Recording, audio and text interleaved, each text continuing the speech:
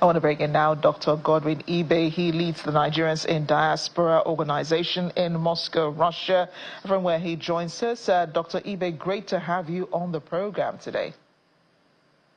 Thank you for having me once again, Amarachi. I'm always glad to be here. And we're always looking forward to your analysis. So a lot has been happening in the past couple of weeks, especially since U.S. President Donald Trump entered into office, and then he's cited his interests on the Russia-Ukraine war, but seems to be tending more towards Russia. So do Russians care about all of this meeting between their leaders and officials from the United States? Well, Russians care about their well-being, their culture, their progress more than, external politics or what goes on in another country. But at the same time, everyone understands that Russia and the United States have a lot to cooperate and synergize. And obviously in Russia has been using lots of U.S. services, including payment services like MasterCard, Visa card, before they unilaterally sanctioned themselves and left the market and lost billions. It's been a symbiotic relationship before the unilateral sanctions, and many of the companies are looking forward to coming back to Russia. So, of course, and also Russians are looking forward to utilizing many of the services which they have been using before and now have been replaced quite effectively by domestic alternatives.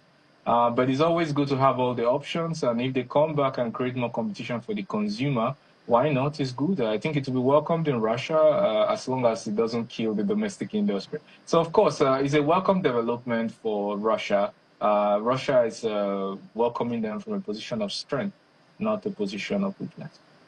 And that is the position, I think, that the Russian President Vladimir Putin has always wanted the world to see Russia not as an underdog in the international community, but as an equal player. So this meeting now that's taking place in Turkey will be the second time officials from both countries, that's Russia and the U.S., will be meeting. This time, however, they've taken Ukraine off the table, so it's clear that the U.S. President Donald Trump is more interested in rebuilding those ties with Russia. How does that impact on Russia's international standing, do you think? Do they level up against the others in Europe? Permit me to just make a little correction. It's not just because they just decided not to invite Ukraine. Ukraine currently has a presidential decree that bans negotiation with Russia. It's enshrined in their policy. There's only one side that has such a ban on negotiation, Russia. Ban, maybe such negotiation can take place. That's the first one. The second reason is because of the change in power in Washington, and the belief that President Donald Trump is somebody that could be reasoned with and negotiated with, is the second reason why Russia is coming to the table in this regard more willingly. Because Russia has been through different cycles of betrayal. Minsk I, Minsk II agreement, which was agreed bilaterally, multilaterally by Europe, Russia, Ukraine, and leaders like Angela Merkel of Germany said the Minsk deal was just a ploy to arm Ukraine, and it was just to buy time and to send more weapons. You know, when you have such kind of rhetoric, such kind of conclusion, it's very difficult to trust the other party. And also, even before the Maidan revolution in Ukraine, there's been reports of involvement of security agencies, that's intelligence agencies. Plus, before that, there was an agreement, already reached agreement between Yanukovych, Russia, and Ukraine and Europe before the Maidan revolution. So after they agreed, just a few days, there was revolution. So with such kind of events, it is actually difficult to take the other side serious in terms of this kind of negotiation. But with a change in Washington and the belief that President Donald Trump is someone who can keep his word and who is business-minded and can, take a strong stand on some things, is one of the reasons why I think the Russian side is also more willing to engage in negotiation. Do you think that the U.S. president is respecting, Ukraine's wishes, not wanting to discuss Ukraine at any meeting, which Ukrainian officials are not attending, why Ukraine is not on the agenda for this particular meeting? Ukraine has had similar negotiations where Russia wasn't involved. They organized their gang and had meetings. So it's not like it's only Russia doing it. The only thing is that, according to the words of President Donald Trump, Ukraine isn't very crucial in his negotiations, according to him. These are his own words. There's some truth in that. Of course, not completely true. Ukraine is important. I would like to see Russia-Ukraine discuss. But the fact of the matter is that geopolitics works on leverage. It's all about leverage, logistics, military diplomacy. Even the diplomacy is backed up by military power. Without military power, you cannot secure your trade routes. You cannot guarantee the contracts which you sign on paper. This is how generally geopolitics work. Russia being a nuclear state, Russia being much bigger than Ukraine, and Russia standing up to NATO and taking over 20% of Ukraine, despite NATO's wish to prevent that, goes a long way to talk about Russia's leverage and strength in negotiation. So it's not that Ukraine is not important. It's just that the fact of geopolitics means that when you come to the table, you must be coming to the table with something, not when you are a client state, actually fully dependent on another party. The others won't take your opinion so serious because they can see you are fully dependent. Your economy is fully dependent on an external force. So they'll rather negotiate with that external force, which you are totally dependent on, than for you, the client state. But of course, it would be nice to have them in the negotiation because obviously, for Russian side, for Ukraine side, not every kind of peace is important. They only need the long-lasting peace that will be considered fair, just, and lead to prosperity of the citizen. That's a pretty interesting perspective, especially on the part of Ukraine, which has just recently agreed to a minerals deal with the United States. President Zelensky will be in Washington, D.C. on Friday to sign that deal, the details of which we still do not know. I guess when it is signed, we'll be told. But it does involve some choice minerals in Ukraine. Doctor, do you think Ukraine is shooting itself in the foot by giving in to Donald Trump's demands at this time?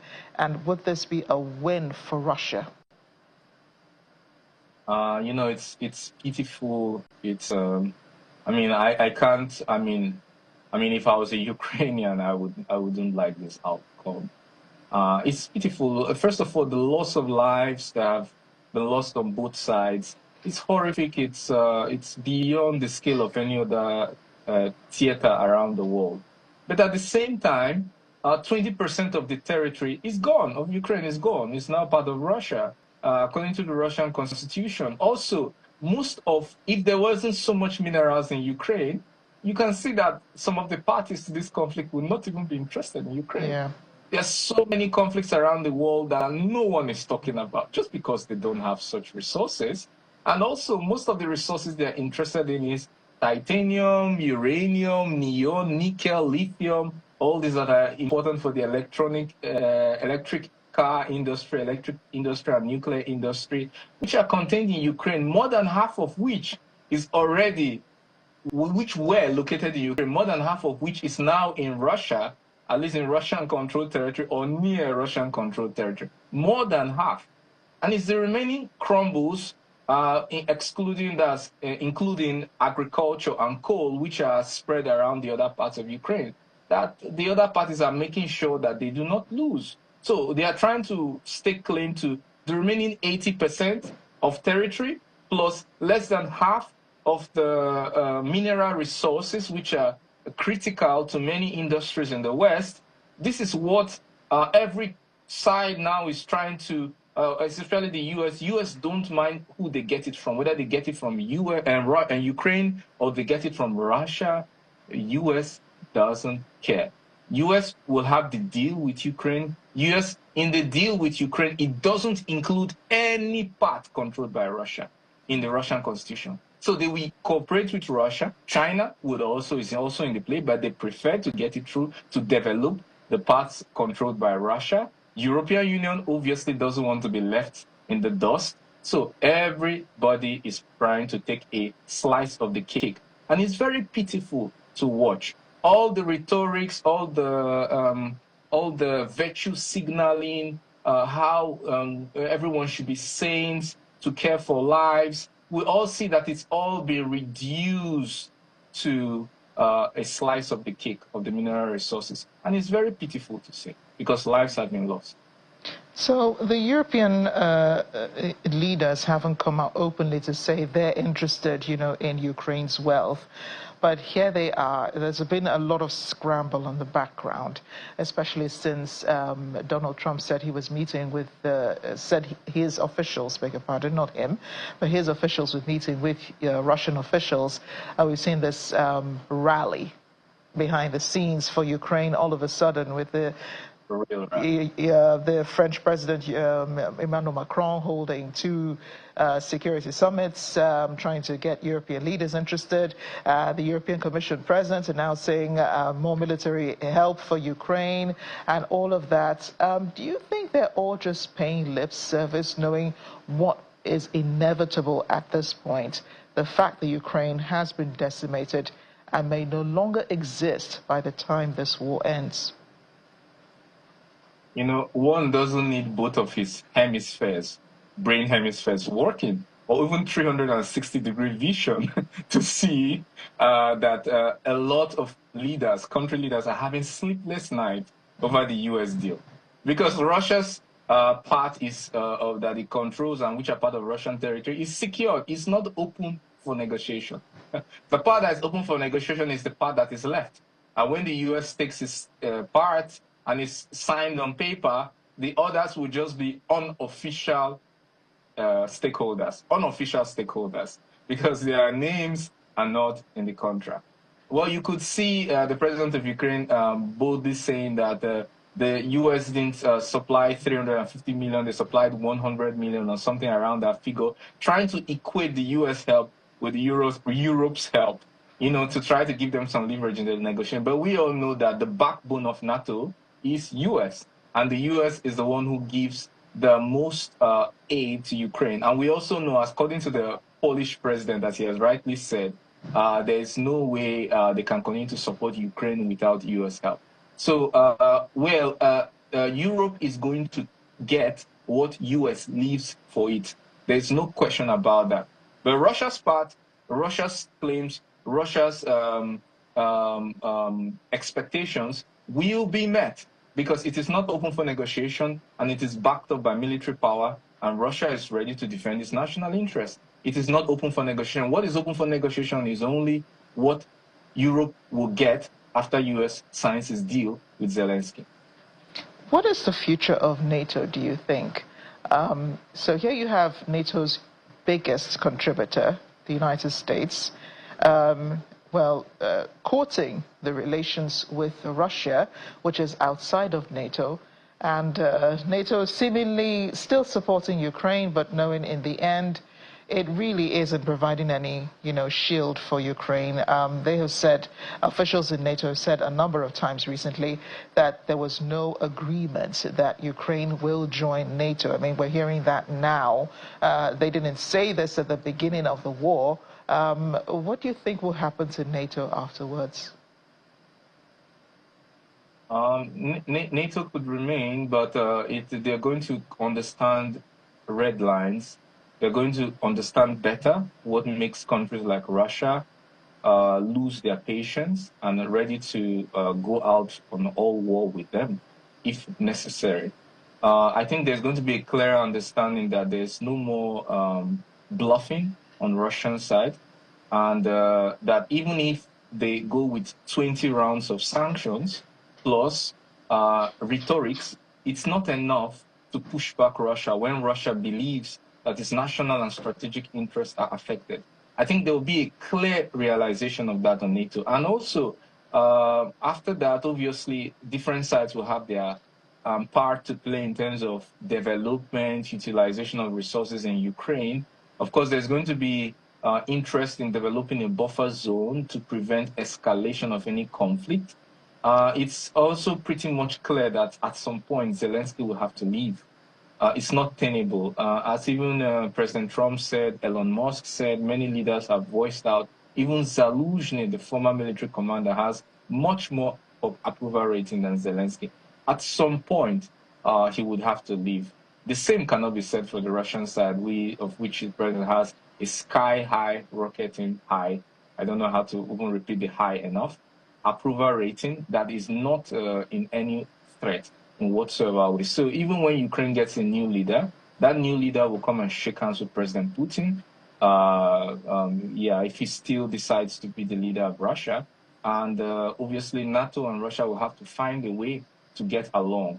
But I think there'll be much more realization of what is no more bluffing, and everyone, I think, will try to respect themselves. Of course, there'll be proxy fighting in other theaters around the world, like we see in Syria, we see in Libya. Everyone will try as much as possible to get a stake from the other side. But in the end, in the tail end of everything, there will be that respect for red lines and realization of it. Interesting times ahead, Dr. Godwin Ibe. I appreciate your analysis always on The World Today. Thank you so much for having me once again.